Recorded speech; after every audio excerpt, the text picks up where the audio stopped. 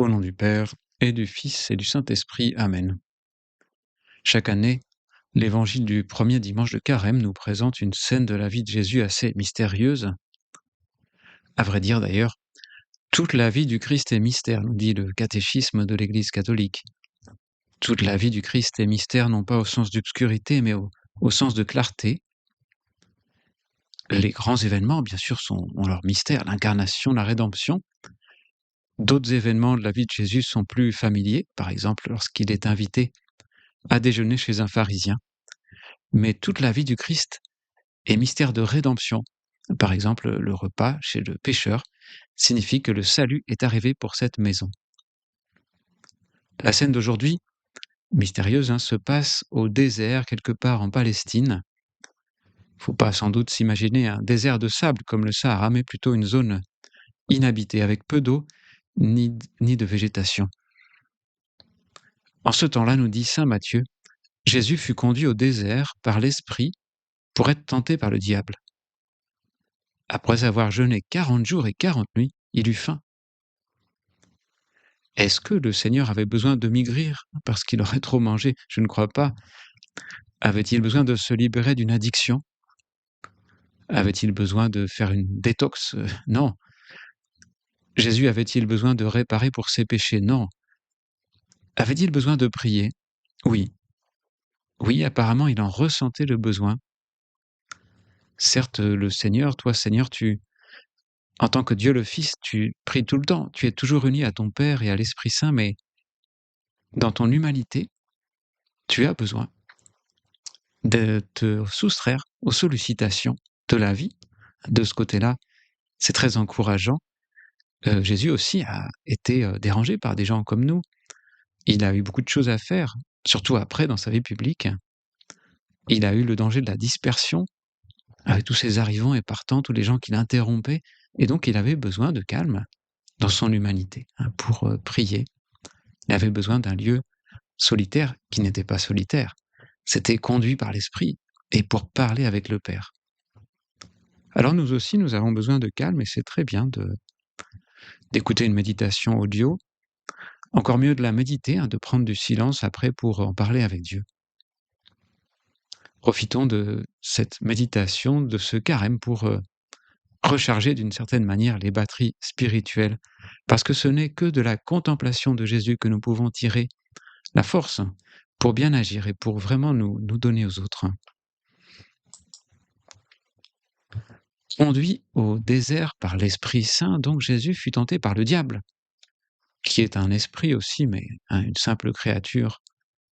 Jésus, c'est étonnant, a été soumis à la tentation. Saint José Maria nous dit que cette scène peut s'éclairer en considérant que le Seigneur a voulu nous donner l'exemple en tout et subir, même lui, l'épreuve de la tentation. On constate que pour lui, ce ne seront pas des propositions brutales, des choses charnelles par exemple. Le démon va plutôt tenter du côté de l'orgueil, comme il avait fait pour Adam et Ève. D'ailleurs, c'est la première lecture d'aujourd'hui. Il leur avait dit, eux qui n'avaient jamais péché, qui n'avaient aucune notion du mal, il leur avait dit, le jour où vous en mangerez de ce fruit de l'arbre, vos yeux s'ouvriront et vous serez comme des dieux, connaissant le bien et le mal. Le démon avait dit, désobéissez et vous serez au même niveau que Dieu. Ne lui faites pas confiance, il vous cache quelque chose avec cet arbre de la connaissance du bien et du mal. N'acceptez, avait dit le démon, en quelque sorte, aucune consigne au-dessus de vous. Transgressez et vous verrez. En effet, ils ont vu la catastrophe, Adam et Ève, non seulement pour eux, mais aussi pour tous leurs descendants, y compris nous-mêmes. Pour Jésus, le démon va aussi essayer du côté de l'orgueil, c'est notre point faible, le plus grand, disons. Ordonne, dit-il à Jésus, que ces pierres deviennent des pains. Je vois que tu as le pouvoir de faire des miracles, utilise-le pour toi.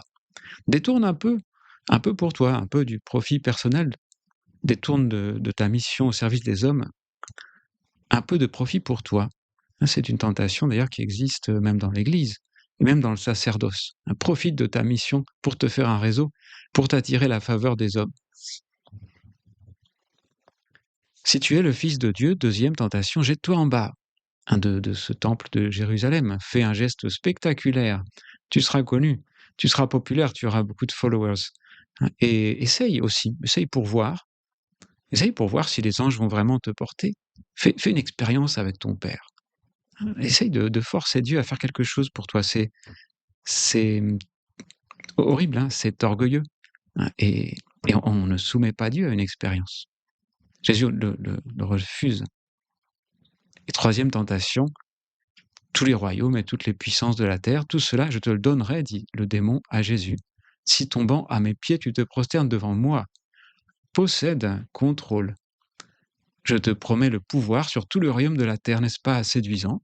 Ce serait d'ailleurs une manière facile de faire le bien que tu veux faire. C'est la tentation de se servir du pouvoir temporel pour instaurer le règne de Dieu. C'était peut-être le vieux rêve d'une chrétienté qui aurait des frontières et des armées. Hein. Et pour nous, c'est aussi la tentation de l'activisme, hein, de penser que c'est nos organisations humaines qui vont sauver le monde. Alors le diable a été tout en finesse, n'est-ce pas? Pour Jésus, hein, il a vraiment essayé de s'insérer dans un possible orgueil. Cette créature est redoutable, mais elle est vaincue, hein, vaincue par le Christ, arrière Satan. Car il est écrit, c'est le Seigneur ton Dieu que tu adoreras. À lui seul tu rendras un culte. Donc là où Adam et Ève ont été vaincus, Jésus a remporté la victoire. Et ça a inauguré une nouvelle étape, enfin, l'étape définitive de l'histoire de l'humanité. C'est-à-dire, nous avons maintenant la possibilité d'accepter la rédemption et de changer ce cours de l'histoire, ce cours du péché. Et pour nous, le diable aussi est à l'œuvre, et bien souvent, il n'a pas à se donner autant de mal qu'avec Jésus. Il lui suffit parfois d'une image, d'une pensée pour nous entraîner, enfin, pour que nous nous laissions volontairement entraîner là où nous ne voulions pas aller. C'est une chose terrible que le péché, dit saint Cyril de Jérusalem, et fort cruelle maladie de l'âme que la transgression, car elle coupe les nerfs de l'âme et travaille ainsi pour le feu éternel. Le péché, c'est terrible. Saint Cyril dit, bon, tu n'es pourtant pas le seul instigateur de la mauvaise action. Il en est un autre, dont la perversité te la souffle. C'est le diable. Cet être souffle le mal à tous. Verrouille ta porte, dit saint Cyril, tiens-le loin de toi et ne te nuira pas. En fait, il n'a pas de pouvoir sur nous. Si tu accueilles la suggestion d'un désir, malheureusement, elle enfoncera en toi les racines, cette suggestion. Elle enchaînera ton intelligence et t'attirera dans la fosse de la misère. Saint Cyril dit que donc il faut refuser la tentation dès le début, ne pas accepter même pas un germe, même pas une graine, petite graine de tentation, parce que si la graine germe, ensuite la plante pousse ses racines, des racines qui peuvent briser même une pierre avec le temps. Et nous en avons peut-être l'expérience, toi et moi. Alors ce carême et ce dimanche des tentations, c'est le moment de rejeter toute la plante. Et toi et moi, nous pouvons considérer une plante concrète, pas une plante toxique de notre vie, que nous connaissons bien. Hein, ça peut être l'esprit critique, la sensualité plus ou moins brutale, la rancune, la paresse hyper puissante. Chacun de nous, on pourrait faire une très longue liste. Chacun de nous peut considérer une mauvaise plante, une mauvaise racine qui a déjà fait pas mal de dégâts, mais en parler avec Dieu et dire: «Seigneur, après une bonne confession peut-être, et avec toute ma bonne volonté, et surtout avec ta grâce, je peux la retirer cette plante. Tu peux la retirer. Et je ne veux pas accepter aucune nouvelle semence ou mauvaise graine.» Donc nous aussi, nous combattons. C'est un combat moins effrayant que celui de Jésus, moins mystérieux, parce que justement, maintenant, nous vivons à l'époque de la rédemption, de la lumière, de la vie. Nous sommes avec le Christ, notre baptême nous a associés à la victoire du Christ sur le péché. Donc du côté de Dieu, c'est gagné. Mais de notre côté, c'est gagné si nous y mettons la bonne volonté. Il ne suffit pas simplement d'être chrétien, mais il faut mettre de la volonté. Je sais, dit saint José Maria, dans sa célèbre homélie sur le carême qui s'appelle « La conversion des enfants de Dieu ». Je sais, dit-il, que vous et moi, avec détermination, avec la lumière et l'aide de la grâce, nous allons découvrir ce qu'il faut brûler et nous le brûlerons. Ce qu'il y a à arracher et nous l'arracherons. Ce qu'il y a à donner et nous le donnerons. À chacun de nous de décider justement quelques résolutions de carême. Et autant y aller tout de suite, hein, parce que ça passe vite hein, et on peut s'essouffler. Donc quelques points concrets sur lesquels nous pouvons remporter la victoire avec l'aide de la grâce. Et notre lutte, même si elle est dure, il ne faut pas s'en cacher, ne sera pas dramatique. Elle aura même un côté joyeux, notre lutte, un côté content. Saint José Maria le dit aussi, soyons contents. Pour ma part, je le suis.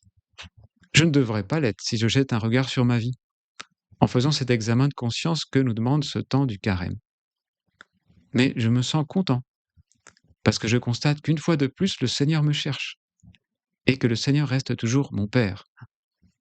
Et on pourrait ajouter, enfin, si on osait, je constate aussi que Notre-Dame reste toujours ma mère, hein, que j'ai Marie, qui prie pour nous, maintenant et jusqu'à l'heure de ma mort, Marie qui va m'aider à faire un bon carême.